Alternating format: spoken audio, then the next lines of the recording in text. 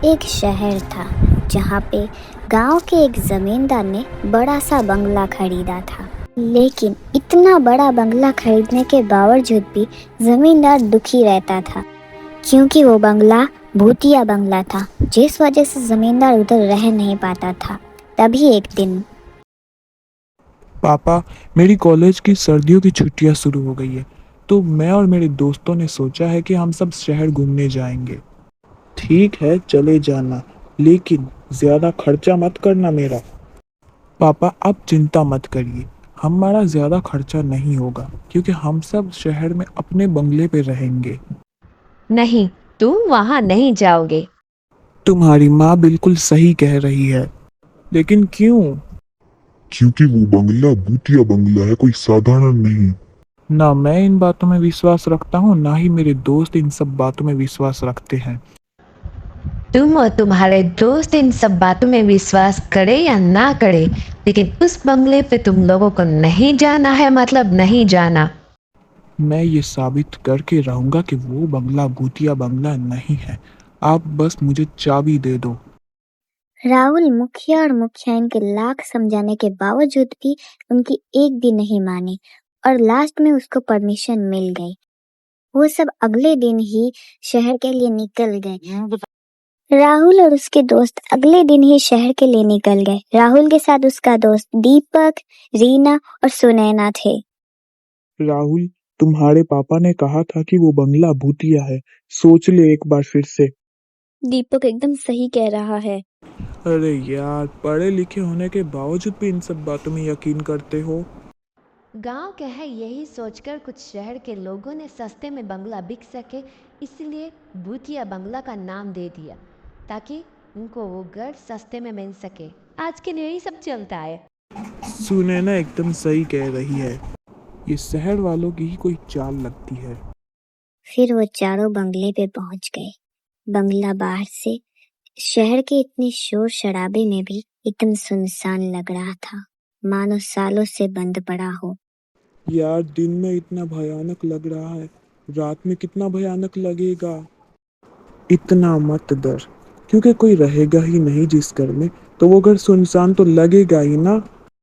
लेकिन राहुल, ये बंगला तो एकदम नया है, फिर भी इतना भयानक क्यों लग रहा है? दीपक और टीना, तुम दोनों खुद भी डरते हो और मुझे भी डराते हो। बेहतर रहेगा कि तुम दोनों अपना मुंह बंद रखो। चलो अब अंदर चलते हैं। जब वो चारों अंदर गए तो वो बंगला अंदर से एकदम खंडर जैसा था।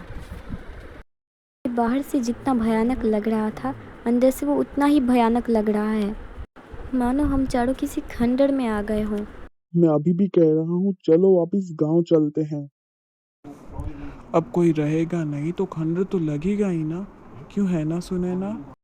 सुनैना कुछ बोल नहीं रही थी, लेकिन अब उसको भी थोड़ा थोड़ा डर लगने लगा था, क्योंकि उसको भी अब बंगले में कुछ गड़बड़ लग रही थी।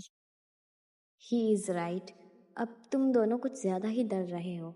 एक बार ये बंगला साफ हो जाएगा ना, तो बिल्कुल नॉर्मल लगेगा। फिर उन चारों ने बंगले की साफ सफाई की और फिर शाम हो गई। ये अभी भी थोड़ा डरावना लग रहा है। क्योंकि हमने बंगले की लाइट चालू नहीं की है। यार, मुझे भूख लगी है, चलो ना कहीं होटल में खा कर आते हैं। हाँ यार, बहुत थक भी गए हैं। हमारी ट्रिप का पहला दिन तो साफ सफाई में ही निकल गया। फिर वो सब बाहर होटल में खाना खाने जाते हैं और फिर तकरीबन रात के 9:30 बजे बंगले पे वापस आते हैं। सब एकदम थके हारे थे। वैसे ये रोड कितना सुनसान लग रहा है, एक भी इंसान नहीं दिख रहा, सिर्फ हम चारों ही हैं इस पूरे रोड पे। सुनैना को भी अब धीरे धीरे डर लगने लगा था। फिर वो बोली, वैसे राहुल, टीना एकदम सही कह रही है, हमें यहाँ पे नहीं रहना चाहिए। यार देखा, मैंने पहले ही कहा था कि हमें यहाँ नहीं रहना चाहिए, लेकिन तुम लोगों ने मेरी एक ही नहीं सुनी। यार, तुम तीनों भी ना गांव वालों की ऐसी अंधविश्वास भरी बातों को सुनकर पागल हो गए हो। अब चलो अंदर। फिर वो चारों अंदर गए। बंगले की लाइट चालू थी, लेकिन फिर भी वो उतना ही डरावना लग रहा था जितना पहले था। बाहर सड़कों पे किसी का ना दिखना वो और भी डरावना मंजर पैदा कर रहा था। फिर वो चारों अपने कमरे में चले गए। चारों इतने थके हुए थे कि लेटते ही सबको नींद आ गई। तकरीबन रात के 2 बजे घुंघरू की आवाजें आने लगी, जिसे सुनकर टीना की आंख खुल गई।